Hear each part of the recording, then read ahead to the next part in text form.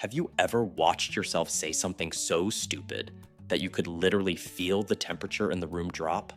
Like the words left your mouth and immediately your brain screamed at you. Why did you say that? But it's too late. The damage is done, and now you're standing there with this frozen smile while everyone processes what just happened. Oh Lord, it is good to be here with you. Because we need to talk about that moment.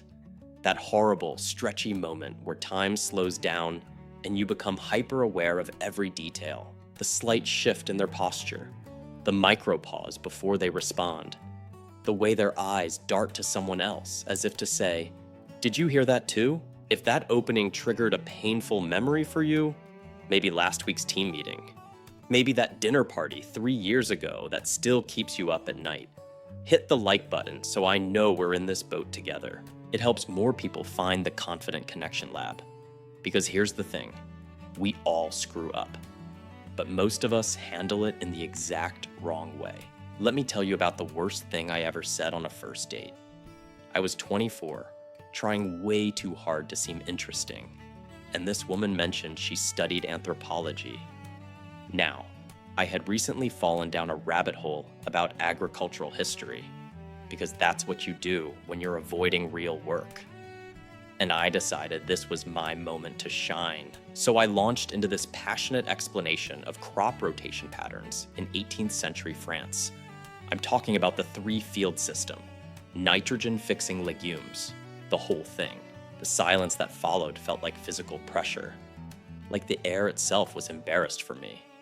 She was looking at me with this expression I can only describe as anthropological curiosity, like I was a fascinating specimen of social incompetence. And here's where my brain completely betrayed me.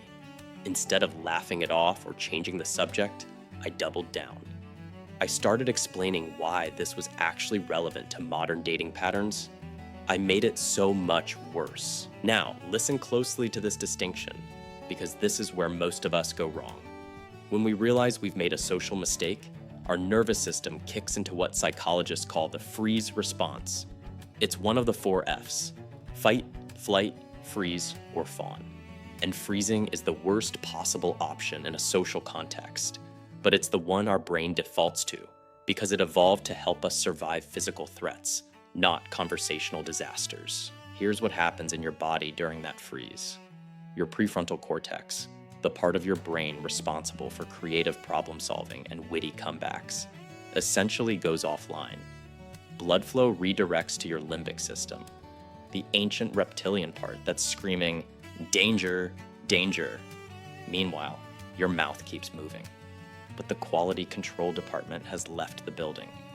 This is why you end up saying even dumber things trying to recover. It's biological. The silence becomes this presence in the room. You can feel it pressing against your skin. Every second that passes without someone speaking feels like evidence that you've committed some unforgivable social crime. And here's the cruel part. The other person probably isn't even judging you that hard. They're just processing.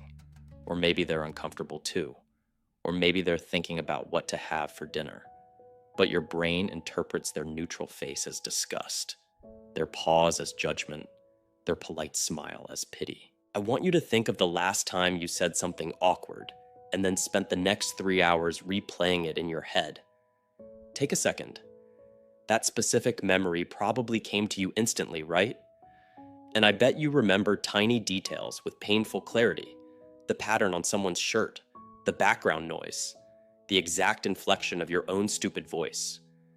That's because emotional arousal burns memories into your brain with high definition. Your anxiety is literally creating a highlight reel of your failures. But here's what I learned after that agricultural economics disaster, and about 100 other social faceplants. The freeze is a choice, not a conscious choice, but a habitual response that we can interrupt. The moment you feel that cold wash of, "Oh no, what did I just say?"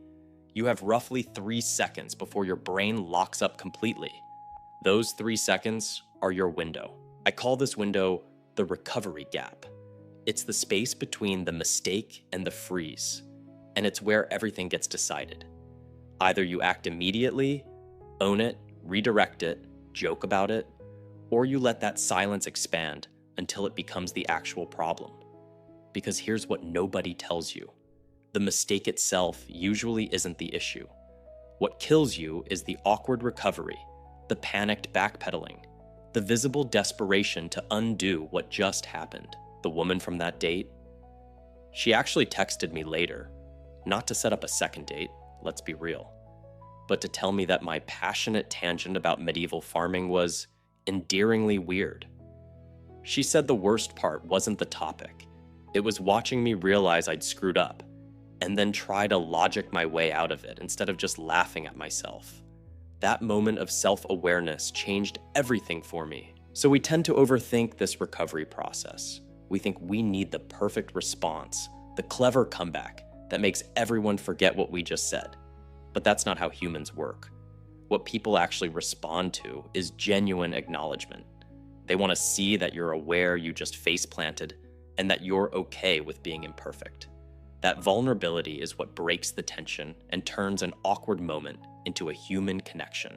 Let's pause and unpack that for a second. The reason damage control works isn't because you're erasing the mistake. You can't unmake it. It works because you're showing people how to respond to you. You're giving them permission to move on. You're demonstrating that this isn't a crisis. It's just a moment. And suddenly, that crushing silence becomes breathable again. Okay, so you've screwed up. You've said something weird, inappropriate, or just plain dumb. And now you're in that 3-second recovery window we talked about. What do you actually say? Because sorry doesn't cut it. And pretending it didn't happen makes everything worse. You need real tools, and you need them now. Let me give you the first line that changed my entire approach to social recovery. It's stupidly simple, but it works because of how it rewires the dynamic in the room. When you realize you've said something awkward, you immediately say, "Wow, that came out wrong." Then you pause. Let that sentence breathe for a second. Don't rush to explain or justify. Just acknowledge that words failed you. Here's why this works. That phrase does 3 things simultaneously.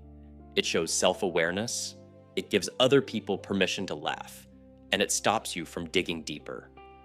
The pause after is crucial because it creates space for the other person to respond. And 9 times out of 10, they'll actually help you out. They'll say, "No, I get what you meant," or "You're fine," and suddenly you're both on the same team again, instead of you being the weird one.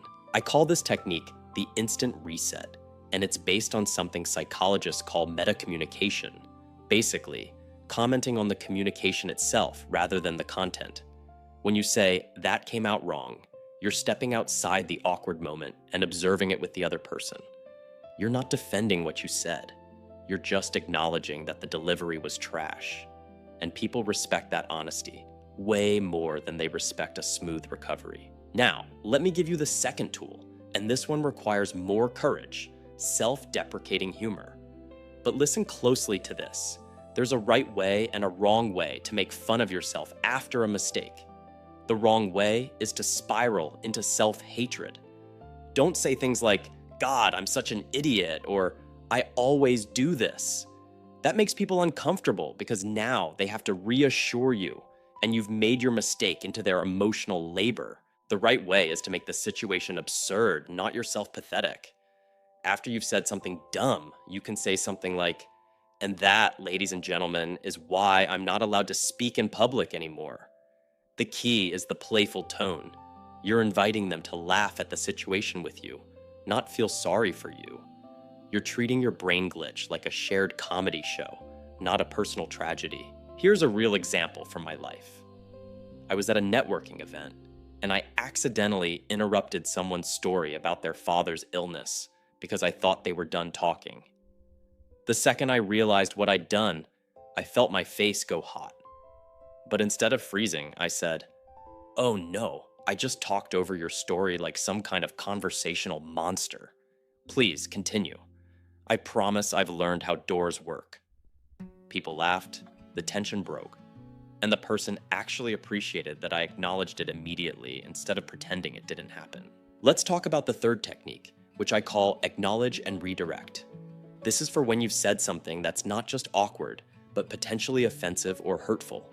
The template is simple. Acknowledge the impact, take responsibility, and then redirect to something constructive. It sounds like this. Hey, I realized that comment probably landed badly. That wasn't cool of me. Can we reset? I'm genuinely interested in what you were saying about your project. What makes this work is the lack of excuses. You're not saying, but I didn't mean it that way, or you're being too sensitive. You're just owning that your words had an effect you didn't intend, and you're actively trying to repair. Most people will meet you halfway if you do this, because they can feel the sincerity. And here's the counterintuitive part. Making yourself vulnerable like this actually increases respect rather than decreasing it. Now, I want you to hear me on this next part, because it's the most important principle in the entire toolkit. The goal of damage control is not to erase the mistake. It's to show people how you handle imperfection. Think about the people you actually trust and respect in your life. Are they the ones who never screw up? No. They're the ones who screw up and then handle it with grace, honesty, and humor. They're the ones who can laugh at themselves without collapsing into shame. We talk about the psychology of connection every week here at the Confident Connection Lab. If you want to master this stuff with us, make sure you're subscribed.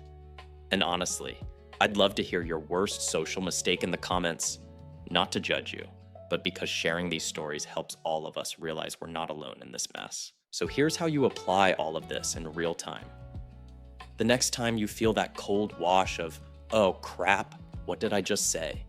Take a breath. Literally, take one full breath before you speak again. This does two things. It gives you a second to choose your response instead of panicking, and it signals to the other person that you're being thoughtful rather than reactive. Then, deploy one of these three moves. That came out wrong. Playful self-deprecation, or acknowledge and redirect. The last thing I want to leave you with is this. The silence after a mistake only feels crushing because you're interpreting it as judgment. But here's what I've learned after thousands of awkward interactions. Most people are just waiting to see how you're going to handle it. They're not reviewing your performance, they're watching to see if you're human. And when you show them that you are, when you acknowledge the mistake with honesty and move forward without drama, they actually like you more, not less. That warm feeling you get when someone admits they screwed up and doesn't make a big deal out of it, that's what you're giving other people when you use these tools. You're giving them permission to be imperfect too. You're showing them that mistakes aren't catastrophes. They're just part of being alive and trying to connect with other humans. And that's the real recovery.